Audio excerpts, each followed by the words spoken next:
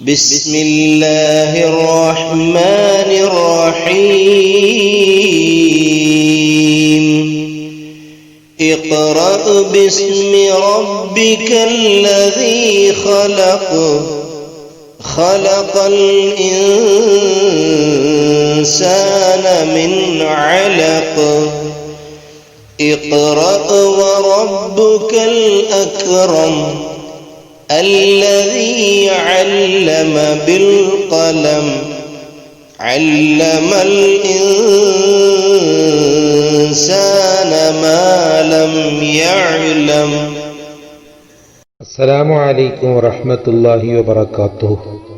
نحمده ونصلي رسوله الكريم ورحمة للعالمين. أما بعد. പ്രിയപ്പെട്ട സ്നേഹമുള്ള സഹോദര സഹോദരിമാർക്ക് എല്ലാവർക്കും സുഖമാണെന്ന് കരുതുന്നു. അള്ളാഹു സുഖത്തിലും റാഹത്തിലുമാക്കി തരുമാറാവട്ടെ. അള്ളാഹുവിൻ്റെ മഹദ് ഫദ്ലും റസൂലുള്ളാഹി സല്ലല്ലാഹു അലൈഹി വസല്ലം തങ്ങളുടെ റഹ്മത്തിലുമാക്കി തരുമാറാവട്ടെ. മുഖം കണ്ട് സ്നേഹിക്കരുത്, മനസ്സ് കണ്ട് സ്നേഹിക്കണം. മുഖം കാണുക എന്ന് പറഞ്ഞാൽ കളർ കണ്ടിട്ട് സ്നേഹിക്കുക, അതും സ്നേഹിക്കരുത്. ദുനിയാവിൽ ഇട്ടേച്ച് പോകുന്ന ഒന്നും ഒരു വസ്തുവും കണ്ട് സ്നേഹിക്കരുത്. കാരണം അത് നഷ്ടപ്പെട്ടു കഴിഞ്ഞാൽ സ്നേഹം നഷ്ടപ്പെട്ടു പോകും. എന്നാൽ മനസ്സ് കണ്ട് സ്നേഹിച്ചാൽ മാത്രം മരിക്കുവോളം ആ സ്നേഹം, ആ പ്രേമം, ആ ബന്ധം നിലനിൽക്കും. ഉപദേശം കൊണ്ടും ദയുള്ള വാക്കുകൾ കൊണ്ടും നിങ്ങളെ സഹായിക്കാൻ കഴിയുന്നവരോട് മാത്രം നിങ്ങളുടെ സങ്കടങ്ങൾ പങ്കുവെക്കുകയാണ് ചെയ്യേണ്ടത്. മരങ്ങൾ കൊഴിഞ്ഞുപോയ പൂക്കളെക്കുറിച്ചോർത്ത് വിഷമിക്കാറില്ലല്ലോ. പുതിയ പൂക്കളെ വിരിയിക്കാനുള്ള തയ്യാറെടുപ്പിലായിരിക്കും ആ മരം, ആ ചെടി. ജീവിതത്തിലും നഷ്ടപ്പെട്ടതിനെ കുറിച്ചോർത്ത് വിഷമിക്കാതെ നേടാനുള്ളതിന് വേണ്ടി പരിശ്രമിക്കുകയാണ് നാം ചെയ്യേണ്ടത്. നല്ല ബന്ധങ്ങൾ നമ്മുടെ കരുത്താണ്. ശത്രുതയില്ലാത്ത മനസ്സിന് കൂട്ടുകാർ വർദ്ധിക്കും. പിണങ്ങാനും മകലാനും വേഗത്തിൽ കഴിയും. എന്നാൽ അതൊന്നുകൂടി തുന്നിച്ചേർക്കാൻ അത്ര വേഗം കഴിയുകയേയില്ല. അനുഭവമാണ്. നാട്ടിലും കുടുംബത്തിലും കൂട്ടുകാരിലും അകൽച്ചകളുണ്ട്. നമ്മോട് അകന്നവരും കുറച്ചെങ്കിലുമുണ്ട്. എല്ലാം പരിഹരിക്കേണ്ടവർ നമ്മൾ തന്നെയാണ്. യാചിക്കുന്നവന്റെ മുന്നിൽ നിങ്ങൾ ഒരിക്കലും അഹങ്കരിക്കാതിരിക്കുക. അഹങ്കരിക്കുന്നവന്റെ മുന്നിൽ ഒന്നും തന്നെ യാചിക്കാതിരിക്കുകയും ചെയ്യുക.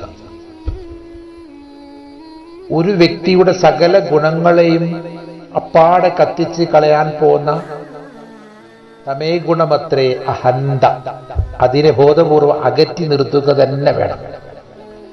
എളിമയും ലാളിത്യവും അത്രേ മനുഷ്യനെ മഹാത്മാവാക്കുന്ന മാന്ത്രിക ഗുണങ്ങൾ. ജനനം കൊണ്ടും കുടുംബ മഹത്വം, സമ്പത്ത് ഇവയൊന്നും ഒരാളുടെ മഹത്വം നിശ്ചയിക്കുന്നില്ല. മാത്രമല്ല, എങ്ങനെ മരിച്ചു എന്നതിനേക്കാൾ എങ്ങനെ ജീവിച്ചു എന്നതാണ് പ്രധാനം. മരിക്കുന്നത് മനുഷ്യൻ പലതരത്തിലുണ്ട്. വാഹന അപകടത്തിലൂടെ, വെള്ളത്തിൽ മുങ്ങിയിട്ട്, ഭൂമി കുലുക്കത്തിലൂടെ, പല രോഗങ്ങൾ വന്നുകൊണ്ട്, യുദ്ധത്തിൽ, ശത്രുക്കളുടെ ശല്യം കൊണ്ടൊക്കെ മരിച്ചവരുണ്ട്. അവിടെ മരണം മോശമാണെന്ന് വെച്ച്, അല്ലെങ്കിൽ മരണം അങ്ങനെ ആണെന്ന് വെച്ച് ആ വ്യക്തിയുടെ സ്ഥാനം അങ്ങനെ അല്ലല്ലോ. മരിച്ച ശേഷം നമ്മുടെ ചിന്താമണ്ഡലങ്ങളിൽ നിന്ന് വിട്ടുപോവാത്തവർ എത്ര പേരുണ്ട്. ഷഹീദായ ആളുകൾ, അല്ലാതെ അപകടത്തിൽ മരണപ്പെട്ടവർ എത്രയോ ആളുകളുണ്ട് എന്നെന്നും ഓർക്കുന്നത്.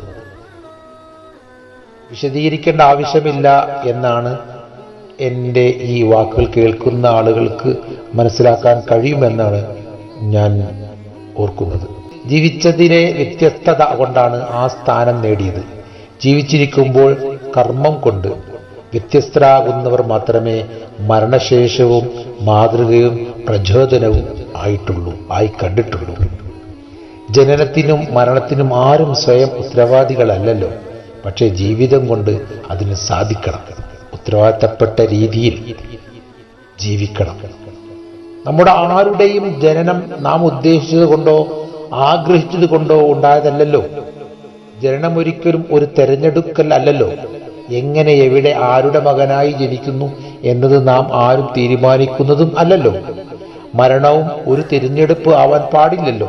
എന്നാൽ അതിനിടയിലെ ജീവിതം നാം തിരഞ്ഞെടുക്കുന്നത് തന്നെ ആവണം. അതിന് പ്രവർത്തിക്കണം, അതിനുള്ള അറിവ് നേടണം. അതൊരിക്കലും വിധിക്ക് വിട്ടു നൽകി മാറി ദൂരത്തേക്ക് നിന്നുപോകരുത്. നാം അറിഞ്ഞോ അറിയാതെയോ പിന്തുടരുന്ന പാതകളും രൂപപ്പെടുത്തുന്ന പദ്ധതികളുമാണ് നമ്മളുടെ ജീവിതത്തെ മുന്നോട്ട് നയിക്കുന്നത്. നാം ഇവിടുന്ന് ഓടുക എന്ന് വെച്ചോ, അങ്ങനെ ഓടുകയാണ്. എവിടത്തേക്കാ ഓടുന്നതെന്ന് ചോദിച്ചാൽ, ഒരു ലക്ഷ്യമില്ലാതെ ഓടിക്കഴിഞ്ഞാൽ ആ ഓട്ടം എവിടെയാണ് അവസാനിക്കുക? വല്ല കുഴിയിലോ, അല്ലെ മലമേടുകളിലോ, പുഴയിലോ, തോട്ടിലോ, റെയിൽവേ ലൈനിലോ എവിടെയെങ്കിലും ഇരിക്കും അവസാനിക്കുക. എന്നാൽ ഒരു പോയിന്റ് വെച്ച് ഓടുകയാണെങ്കിൽ, ഒരു പോയിന്റ് വെച്ച് നടക്കുകയാണെങ്കിൽ, ഒരു സ്ഥാനം വെച്ച് നീങ്ങുകയാണെങ്കിൽ ആ സ്ഥാനത്തേക്ക് എത്തും. നാം ഏത് സ്ഥലത്ത് അല്ലെങ്കിൽ പരിസരത്ത് ജീവിക്കുന്നു, എന്ത് കാര്യങ്ങളോട് ഒക്കെയാണ് നമ്മുടെ താല്പര്യങ്ങൾ, നമ്മുടെ പരിശ്രമങ്ങൾ എന്തിനു വേണ്ടിയാണ് തുടങ്ങിയ ജീവിതത്തിന്റെ അടിസ്ഥാന കാര്യങ്ങളിൽ നിന്നാണ് നാം നമ്മെ തന്നെ ഉരുവപ്പെടുത്തുന്നത്. ഓരോ കാര്യങ്ങൾ ചെയ്യാൻ നിർബന്ധിതനായി എന്നത് വെറുമൊരു ന്യായീകരണം മാത്രമാവും. ജീവിതം എങ്ങനെ ആവണം എന്നത് നമ്മുടെ മാത്രം തിരഞ്ഞെടുപ്പാണ്. ചീത്ത വഴികളിലൂടെ സഞ്ചരിക്കുന്നവർക്ക് നടന്ന വഴികളെക്കുറിച്ചുള്ള പശ്ചാത്താപം എത്ര നേരത്തെ ഉണ്ടാകുന്നുവോ അത്രയും നേരത്തെ ഇനിയും നടക്കാനുള്ള വഴികളിൽ വെളിച്ചം ലഭിക്കും. ജീവിതത്തിലെ അവസാന നിമിഷത്തിൽ എങ്കിലും തിരിച്ചറിവ് വരുന്നത് നല്ലതാണെങ്കിലും ആ തിരിച്ചറിവ് കൊണ്ട് ആർക്കും ഒരു ഉപകാരം ഉണ്ടാകാനും സാധ്യതയില്ല. തിരിച്ചറിയാൻ വൈകിയാൽ ഉപകാരമില്ലാത്ത തിരിച്ചറിവായിരിക്കും. തിരുത്താനാകാത്ത വിധം തളർന്നിട്ടുണ്ടാവും. പരിചയപ്പെടുന്ന വ്യക്തികളുടെ സവിശേഷതകൾ താല്പര്യത്തോടെ ഓർത്തുവെക്കണം. എന്നിട്ട് പിന്നീടുള്ള കണ്ടുമുട്ടലുകളിൽ അത് അവരോട് പങ്കുവെക്കുമ്പോൾ പ്രതിഫലനം വിസ്മയമായിരിക്കും.